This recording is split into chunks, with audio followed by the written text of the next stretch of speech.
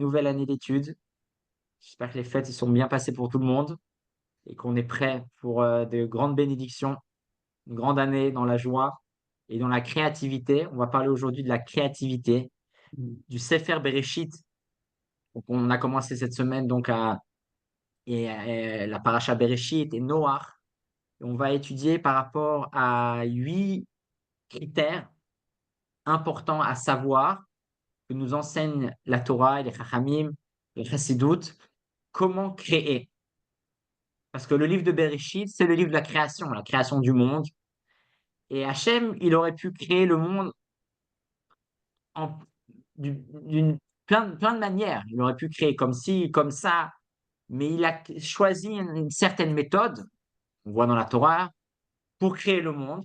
Et si ça a été choisi comme ça, c'est-à-dire que nous aussi, on doit apprendre de là pour à notre tour créer. Quand on sait, nous aussi, on doit créer. On a été créé à l'image d'Hachem. Et donc, on va voir comment on peut apprendre d'Hachem, comment on peut apprendre du livre de Bereshit, comment créer. En première chose, très important, que nous enseigne surtout la Chassidoute, que Dieu, avant la création du monde, était partout. Il était partout et c'est tout. Il n'y avait pas de monde. Afin de créer le monde, surtout le Harizal nous enseigne cette notion-là, Hachem a dû faire ce qu'on appelle le Tzimtzum. Il a dû se contracter. Il a dû se mettre en retrait afin de créer le monde. Et donc, ça, c'est la première chose qu'on apprend d'Akadosh Baruch Hu lui-même, que si je veux créer, je dois faire comme Hachem. Je dois aussi faire un Tzimtzum. Je dois aussi me contracter, c'est-à-dire, je dois aussi me être me concentrer sur la chose que je veux créer. Mais si mon esprit ou si ma personnalité, je vais dans tous les sens, si je veux être de partout, bah à ce moment-là, je ne peux pas créer. Hachem, pour créer le monde, il a fait un tzimtzum. Il s'est contracté, il s'est concentré et c'est comme ça qu'il a pu créer le monde. Donc ça, c'est la première chose. On apprend quelque chose de simple mais très important, que si on veut créer quelque chose, que ça soit un projet, une compagnie, une famille, heu, il faut faire ce Tzimtzum. Vous vous demandez, Tzimtzum c'est abstraction de soi-même, c'est aussi un prix sur nous-mêmes, mais c'est aussi faire abstraction des choses qui peuvent nous déconcentrer. Je peux pas créer quelque chose et faire 5 autres choses à la fois. J'avais entendu l'exemple d'une femme qui accouche. Elle crée. C'est une femme qui accouche, elle ne peut pas faire autre chose à la fois. C'est pas possible. Une femme qui accouche, elle fait que accoucher. Pareil, ce Tzimtzum, c'est aussi, c'est d'une certaine manière se concentrer sur la chose elle-même et dire surtout non aux autres choses. Quelqu'un qui il veut se marier, c'est très bien. Mais à ce moment-là, c'est sur le compte qu'il ne pourra plus faire ça et plus faire ci et plus faire ça. J'ai entendu un rave qui disait, souvent les gens ils disent, est-ce que je suis prêt pour marier? Alors, ça veut dire quoi être prêt pour se marier? On se marie aussi, on crée une famille, on crée des enfants. Et là, si je veux savoir si je suis prêt à me marier, je dois me poser la question, est-ce que je suis prêt à faire ce Tzimtzum? Est-ce que je suis prêt à me contracter, à me dire, voilà, maintenant, ma vie, c'est ça. C'est ma femme, mes enfants, mon travail, mais je peux pas me marier et aussi continuer à parler à tous mes amis et aussi continuer à aller chez moi tous les jours. C'est pas possible. Il faut savoir se contracter, il faut savoir se limiter et à ce moment-là, on peut créer quelque chose de nouveau.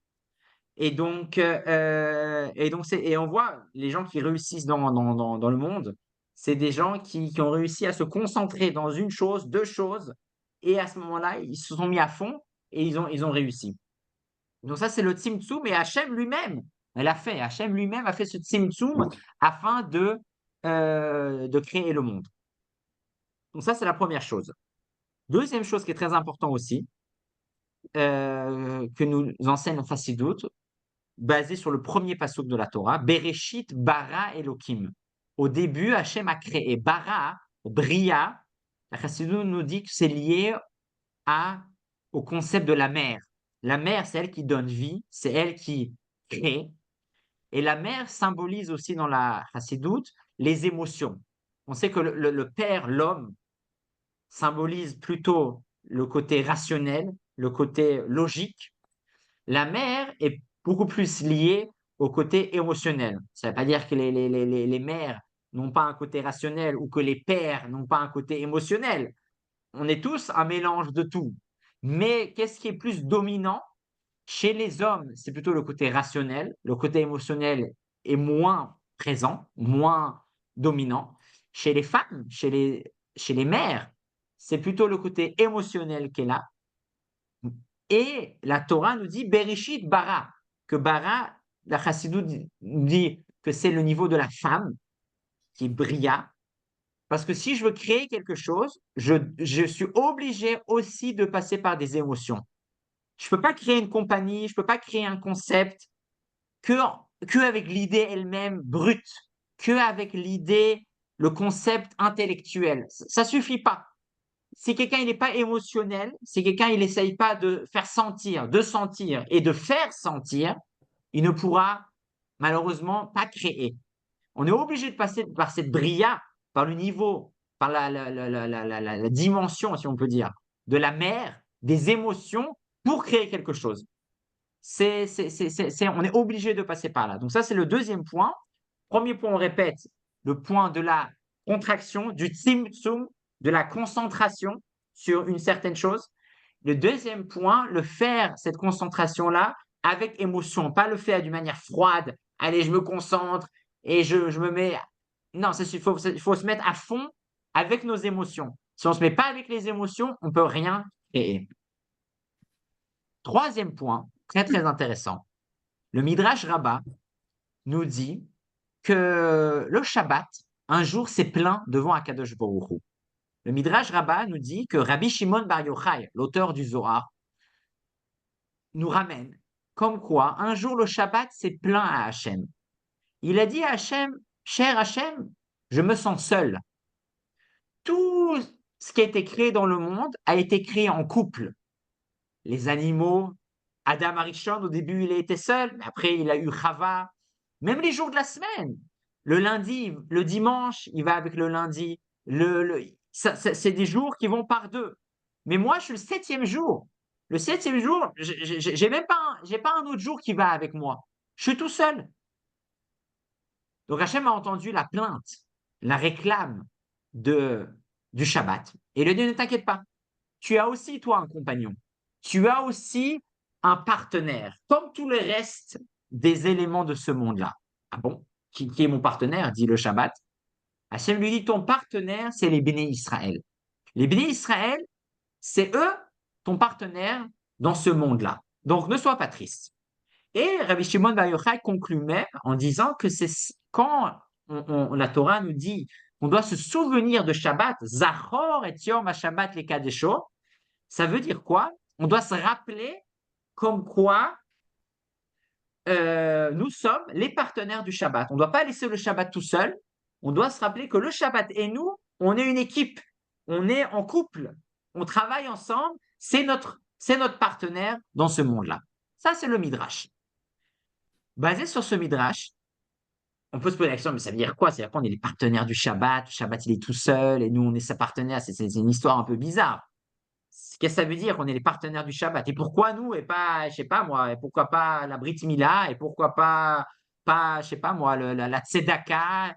Pourquoi les bénis Israël, on est le partenaire du Shabbat? Pourquoi pas, je sais pas moi, le Beth Amikdash? Beth Amikdash est quelque chose de très saint, très kadosh. Beth Amikdash aurait pu être aussi le partenaire du Shabbat. Un des rabbinim d'Égypte, il y a environ 500 ans, le Rav Chaim Kapoussi, donne une explication très intéressante et très parlante. Il dit que le Shabbat et les bénis Israël, on a vraiment des caractères, beaucoup de caractères en commun. C'est pour ça qu'on est partenaires. Ah bon? En quoi? Il explique la chose suivante. Le Shabbat, c'est un jour très spécial. D'un côté, c'est un jour de la semaine. Il y a 24 heures. C'est un jour de la semaine, c'est le samedi, comme on dit. Il fait partie du calendrier. Mais d'un autre côté, ce jour-là, c'est un jour marginal. C'est un jour pas du tout comme les autres. Quand c'est le Shabbat, on n'est pas dans le monde. On n'est pas dans le calendrier. On est complètement déconnecté de la réalité. On n'a pas de téléphone, on ne travaille pas, on est avec nous-mêmes, on est déconnecté du monde.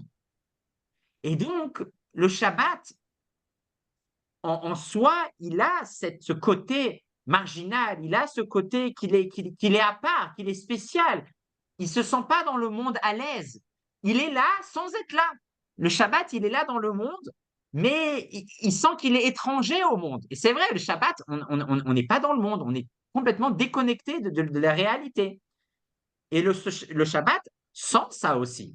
Et il dit, Hachem, moi, je me sens vraiment seul, je suis vraiment bizarre dans ce monde-là. Hachem lui a dit, ne t'inquiète pas, cher Shabbat, tu n'es pas le seul à être bizarre, à être marginal, à être en dehors, à être en hors-jeu, comme on dit, à être un outsider. Les bénis Israël aussi, ils sont comme ça. Regarde, les bénis Israël, c'est d'un côté, c'est un peuple avec des gens qui ressemblent d'une manière physique aux autres. Mais quand tu réfléchis un petit peu, tu vois que ce peuple-là, ils sont complètement spéciaux, ils sont complètement en dehors de la plaque. Ils sont complètement liés à une dimension qui est surnaturelle. C'est quoi un peuple qui est là depuis toujours? On n'a jamais vu ça. C'est un truc qui ne peut pas s'expliquer, c'est pas logique. Toutes les choses dans ce monde-là, ils ont un début, ils ont une fin. Mais là, ça ne s'arrête pas. Les bénis Israël, ils ne s'arrêtent pas. Ils ont un truc surnaturel. Dans ce monde-là, tout s'arrête à un moment donné. Mais les bénis Israël, ils ne s'arrêtent pas. Ils sont d'une certaine manière au-dessus de la nature. Et Hachem dit au Shabbat, voilà, ne t'inquiète pas, cher Shabbat. Tu as l'impression d'être étranger à ce monde. Tu as l'impression d'être bizarre dans ce monde. T'inquiète pas, tu n'es pas le seul. Les bénis Israël aussi, ils sont bizarres dans ce monde. Nous aussi, on est dans le monde sans être dans le monde. C'est ça que la Chassidoute nous répète sans arrêt, le Rabbi nous répète sans arrêt, qu'on est ici dans le monde, mais on ne peut pas se sentir bien dans le monde. Quand un juif, il se sent bien dans le monde, il se sent qu'il est à l'aise, il se sent qu'il fait partie du décor, c'est très dangereux. Un juif, il doit savoir, il est comme le Shabbat. On est dans le monde tout en étant en dehors du monde. Et c'est ça le point numéro 3 qui est très important, que si on veut créer, on est aujourd'hui pour apprendre comment créer, le mode d'emploi pour créer. Si je veux créer, je dois savoir que je dois avoir des forces surnaturelles. Je dois être comme Hachem, comme Dieu. Mais pour avoir ces forces surnaturelles, je dois premièrement savoir que j'ai des forces surnaturelles, que je suis au-dessus des limitations de ce monde-là, que je suis au-dessus de la limitation du monde. Le monde, il est là, il a A jusqu'à B, et c'est fini. Nous, Hachem nous a donné un cadeau, nous a donné un privilège d'être lié à Hachem lui-même, comme ce qu'on va voir en point numéro 4, d'être les partenaires d'Hachem. Et de la même manière qu'Hachem, il a des forces surnaturelles. Hachem, il fait ce qu'il veut, quand il veut, comme il veut. Il n'a pas de contraintes. Nous aussi, on doit savoir d'une manière au moins minime, mais d'une manière, on a aussi en nous ces forces surnaturelles de créer, d'être créatif, d'être innovant et d'aller de l'avant et de tout simplement créer des choses nouvelles. Et pourquoi? Car c'est ça tout un des buts des bénis Israël, c'est de montrer, de dévoiler la présence d'Hachem dans ce monde. Le monde, il nous dit, il y a des limites. Le monde, il nous dit, il y a des limites. Hachem, il dit, il n'y a pas de limites. Hachem, il dit, tout est possible. Et donc c'est ça qu'il faut toujours se rappeler que tout est possible. Et c'est ça le message du Shabbat. Le Shabbat, c'est pas un jour comme un autre. Le Shabbat, c'est un outsider. Le Shabbat, il est hors jeu. Le Shabbat, il nous rappelle qu'il n'y a pas de limite. Le Shabbat, il nous rappelle que tout est possible. Et nous, les bénis Israël, on est les partenaires du Shabbat. On est en couple avec le Shabbat parce qu'on a les mêmes critères. On est là pour rappeler premièrement à soi-même qu'il y a des miracles, qu'il y a des choses qui sont au-dessus de l'entendement, qu'il y a des choses qui sont au-dessus de la norme. Et quand on sait ça, on a des forces créatives. C'est quoi être créatif? Créatif, c'est je sais créer des nouvelles choses, mais si je suis limité, je ne peux rien créer. Donc ça, c'est pour ça que la création est une qualité très puissante et très forte chez les Bnei Israël. Et donc ça, c'est ça ce qui nous amène au point numéro 4, qui est de vraiment travailler en soi, de voir la main d'Hachem, de voir Hachem en tant que partenaire dans ce monde-là. De voir que tout ce qui se passe dans ce monde-là, c'est lié à lui, et nous, on est lié à Hachem, et Hachem, il est lié à nous. À ce moment-là, on puise des forces de création. Et c'est ça d'ailleurs ce que le Tzemar Tzedek, le troisième Rabbi, explique, une notion, une nuance intéressante dans la création du monde. La Torah nous dit que, et ce fut le troisième jour, et ce fut le quatrième jour, le cinquième jour, le sixième jour. Comme ça, la Torah définit chaque jour de la création du monde. Alors que lorsqu'on compte Sfirat HaOmer, le compte entre Pessah et Shavuot, à ce moment-là, on dit le troisième, le quatrième, le cinquième, le sixième, le dixième jour. On dit aujourd'hui, nous sommes 3 jours, 4 jours, 5 jours. C'est quoi la différence entre 4 ou quatrième? C'est quoi la différence entre 5 ou cinquième? C'est quoi la différence? Quand je dis le cinquième, c'est le cinquième jour. Le cinquième jour, OK, il vient après les 4 premiers jours, mais il a une entité en soi. Quand je dis 4 jours, je prends les 4 et je les mets ensemble. C'est 4 jours, c'est 5 jours, c'est un bloc. Et la Tzemar Tzedek, il dit que c'est ça le travail des bénis Israël. Le travail des bénis Israël, c'est de faire tout en tant que bloc. Hachem, il a créé le monde d'une manière que tout a l'air séparé. Il y a ça et il y a ça. On ne voit pas qu'il y a un lien entre les choses. Il y a ça qui se passe et il y a ça qui se passe. Et moi, j'ai eu ça et toi, tu as ça. Et toi, tu es là et moi, je te parle et toi, tu me parles et moi, je te vois. Et toi, tu m'as fait ça et moi, je t'ai fait ça. Mais on ne comprend pas toujours, on ne sent pas toujours que c'est en fait, tout est géré, tout est lié par Hachem qui est en haut. Et tout ça, c'est un bloc. Le travail des bénis Israël, c'est de compter Sfirat HaOmer.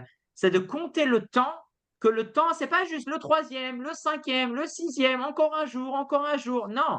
Là, maintenant, il y a 4 jours, il y a 5 jours, il y a 6 jours. Tout, c'est une unité. Et d'ailleurs, c'est pour ça que pendant le Sfirat HaOmer, si on manque un jour, c'est un grand problème. Parce qu'il manque une pièce dans le puzzle. Et donc, la quatrième qualité pour nous en tant que créateurs, c'est en vraiment cherchant, et c'est dur, c'est pas quelque chose de simple.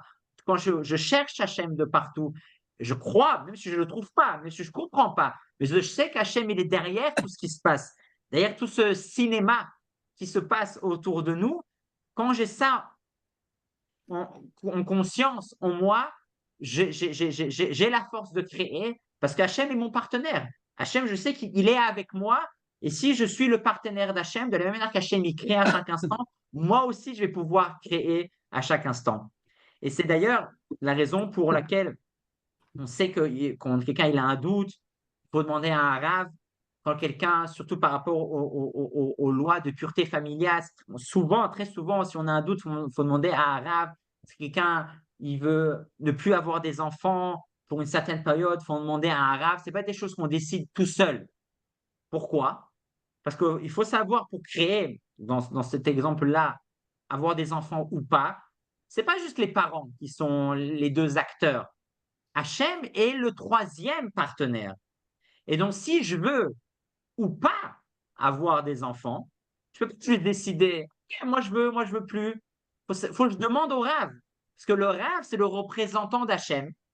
Et quand, si le Rav me dit oui, je peux maintenant ne plus avoir d'enfants, je peux faire une pause, à ce moment-là, c'est qu'Hachem, il est d'accord. Mais je ne peux pas décider tout seul, parce qu'on n'est pas tout seul. Encore une fois, le fait de savoir qu'on n'est pas tout seul, le fait de savoir qu'Hachem, il est en partnership avec nous, c'est quelque chose qui nous donne tout simplement de la force à créer. Point numéro 5, quelque chose de très important, c'est dans le mot Bereshit, on voit deux mots, bara, yesh. Il a créé l'existence, il a créé l'ego.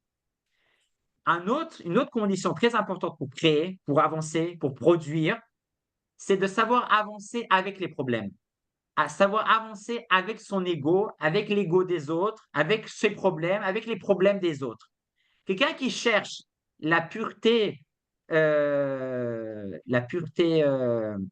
à 100%, la perfection, une situation totalement, comment dire, là où il n'y a pas de bactéries, eh ben, il ne pourra jamais avancer.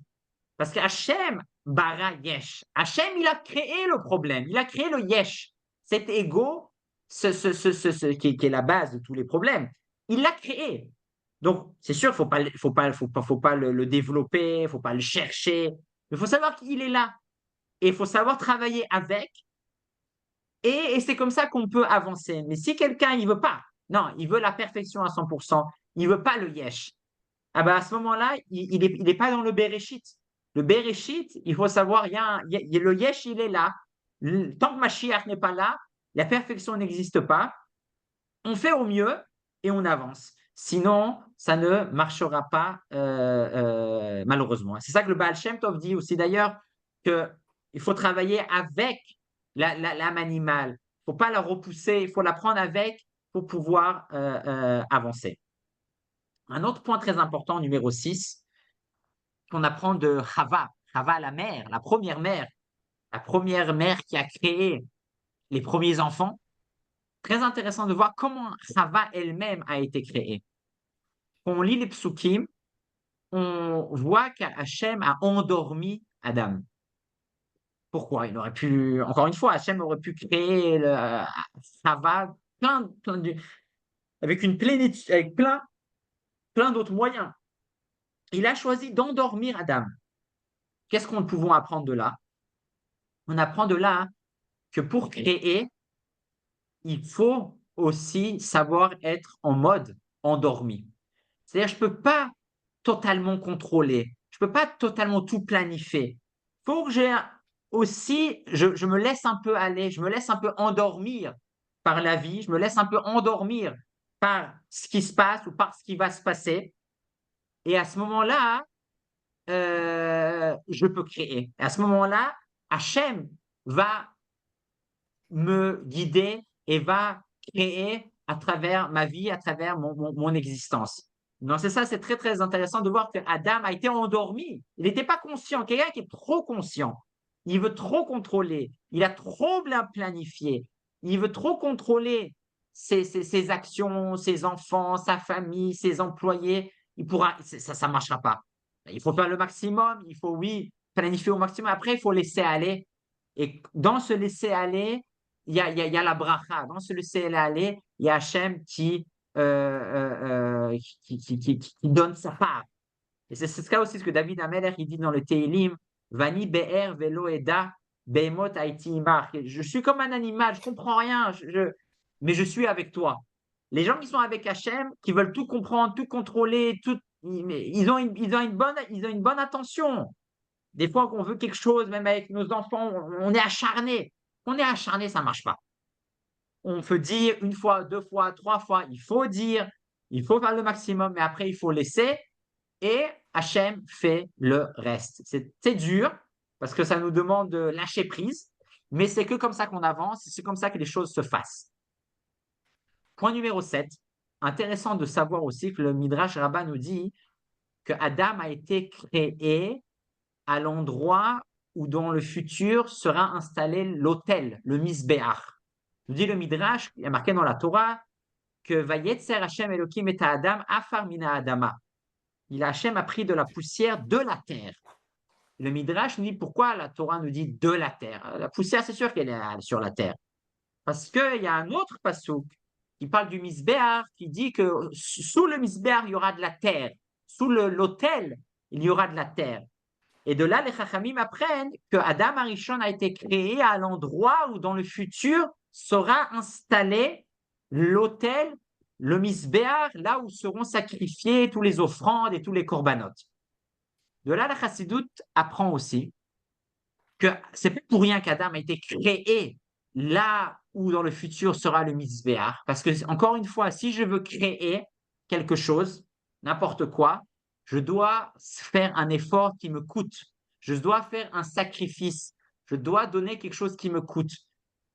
Si je fais les choses et ça ne me coûte pas, si je fais les choses et je n'ai pas d'effort dans ce que tu es en train de faire, eh ben, tout simplement, je ne crée pas. Je fais du vent, j'ai l'impression, je suis dans l'illusion peut-être. Adam, Arishon, a été créé là où dans le futur, c'est la place où il va faire un sacrifice, là où il va faire un effort, là où il va se donner de lui-même. Donc ça, c'est quelque chose de très important. Sans effort, sans sacrifice, on ne peut rien créer dans notre vie. Les derniers éléments, avant de faire le résumé, qui est très important, dans le deuxième chapitre de Bereshit, la Torah nous dit Elet toldot hashamayim ve'aretz be'ibaram. Voici les générations, voici tout ce qu'inclut le ciel, la terre, le jour où Hachem a créé le ciel et la terre. Quand la Torah dit au moment où Hachem a créé, la Torah dit be'ibaram. Bara, bria, c'est la racine du mot créer. Et les Chachamim nous disent que c'est d'une manière intéressante, c'est les mêmes lettres que le mot Abraham. Behi Baram, Abraham. Pourquoi? Parce que si quelqu'un veut créer, il doit avoir chez lui l'élément de Abraham, l'élément de chesed, l'élément de donner gratuitement, l'élément de donner sans attendre quelque chose de retour. Si je donne, si je crée, si j'essaye de produire, mais j'attends quelque chose de retour, je ne suis pas en train de créer quelque chose de puissant. Seulement si j'ai l'élément d'Abraham en moi, seulement si vraiment je crée pour créer, sans chercher mon intérêt, sans chercher ce que je peux gagner, sans chercher ce que je vais recevoir en retour, là, je crée. Là, je suis dans le niveau, dans la dimension de Behi Baram, dans la dimension de Abraham. Et là, ce que je crée, c'est puissant, c'est solide, ça dure. On va vite résumer ce qu'on a vu, les 8 points de la création, avant de conclure avec un point intéressant sur la Teva de Noach, qui est la paracha de cette semaine. Donc, premièrement, pour créer, il faut être dans le Tzimtzum. Il faut savoir se contracter, se concentrer sur un certain point et on ne peut pas rester de partout comme Akadosh Baruch Hu. Tant qu'il était de partout, il n'a pas pu créer le monde. Hachem, il a décidé de se retirer de là, et là, il a donné naissance au monde. Pareil pour nous, si je me retire de cette activité, là, je vais pouvoir donner naissance à une nouvelle activité. Mais je ne peux plus tout garder et rajouter encore quelque chose. Donc ça, c'est le premier élément. Deuxièmement, faire les choses avec émotion, avec cœur, sinon on ne peut pas créer. Être conscient qu'on a des forces surnaturelles, qu'on a Akadosh Baruch Hu avec nous en tant que partenaire à l'image du Shabbat. De la manière que le Shabbat, c'est un jour surnaturel, c'est un jour qui est au-dessus du monde, c'est un jour magique. Paris, nous, on a ces forces-là qui sont aussi magiques. On est le partenaire du Shabbat, comme ça Hachem nous a désigné le partenaire du Shabbat, parce que nous aussi, on a en nous, à l'image du Shabbat, ces forces surnaturelles, ces forces marginales, mais au sens positif de la marginalité, si on peut dire, du Shabbat. Donc, chercher en soi Hachem de partout, le voir en tant que partenaire, ça donne des forces pour créer, parce qu'en ce moment-là, on est à son image. Savoir vivre avec les problèmes, vivre avec le yesh, Bereshit, bara, yesh. Il a créé le yesh, il a créé l'existence. Savoir vivre avec les problèmes, vivre avec l'âme animale. Mais quelqu'un qui cherche la perfection ne pourra pas créer, ne pourra pas avancer. Faire le maximum, planifier au maximum, contrôler au maximum, mais tout en sachant, tout en mettant en marche le mode endormissement, le mode dormir, comme ce que Hachem a fait avec Adam afin de créer Chava, il n'a pas fait ça quand Adam il était conscient. Non, quand on est conscient, on est limité à notre conscience. Notre conscience, elle nous limite. Des fois, c'est bien d'être un peu inconscient.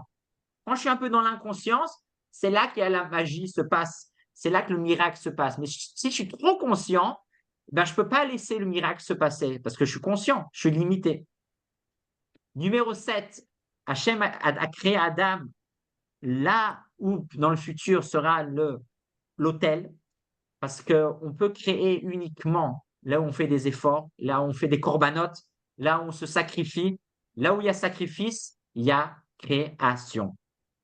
Et dernier point, là où il y a création, c'est là où il y a le domaine, là où il y a le don sans attendre que je vais recevoir quelque chose, que je vais gagner quelque chose, que mon honneur ou mon ego ou mon porte-monnaie, il va grandir. Non, je donne, je fais parce que je veux, parce que j'aime ce projet, peu importe ce que je reçois, ce que je ne reçois pas, peu importe, c'est là que une chose puissante se crée. Et juste pour terminer, cette semaine, dans la paracha de Noach, la Chassidou nous répète à plusieurs reprises que l'arche de Noach, la Teva de Noach, est souvent comparée à une souka. Dans les deux cas, la Torah emploie le mot de assez de la Asot, qui Hachem a dit à Noach, fais, t'as assez, fais la Teva. Pareil, la souka, c'est quelque chose qu'on devait faire.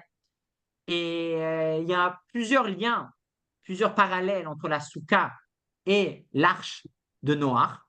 Deux points intéressants qui nous on peut apprendre de la souka et de Noach. Tout d'abord, c'est de savoir que un des buts de la souka, c'est d'amener la paix.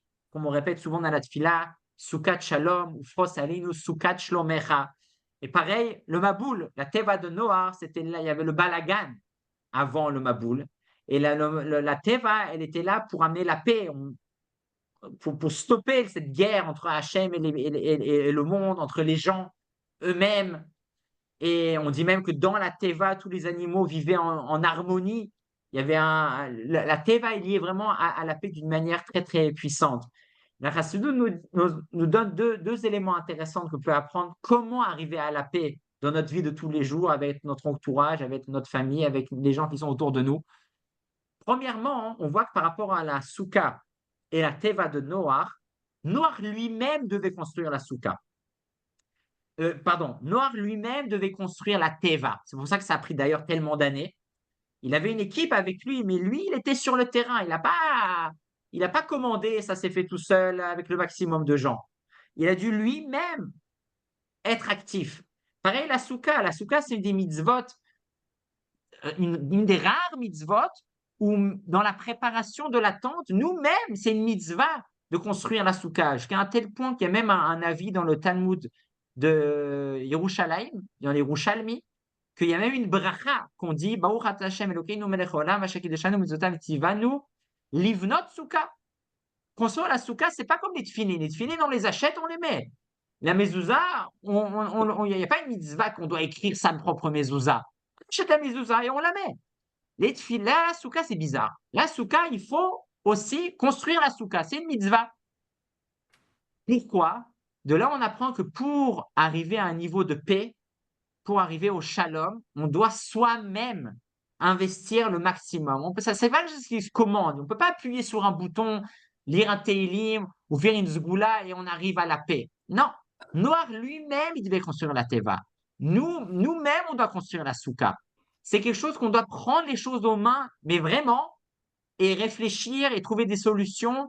Et c'est pas quelque chose qui vient d'une manière automatique en faisant quelque chose d'autre. C'est on doit s'occuper et aller jusqu'au bout du problème pour régler le problème et pour arriver à la situation de shalom. Et une deuxième chose très intéressante, on apprend surtout par rapport à la souka, que la souka, c'est un endroit qui n'est pas stable, qui n'est pas luxueux. Dans la souka, on n'a pas on n'a pas nos tables, on n'a pas nos meubles, on n'a pas notre lit, c'est un endroit où il fait froid. Surtout, la Zaken raconte, explique dans le Tanya que quelqu'un qui est très matérialiste, quelqu'un qui se base surtout sur les valeurs du corps, sur les valeurs de la matière, aura beaucoup de mal à aimer son prochain.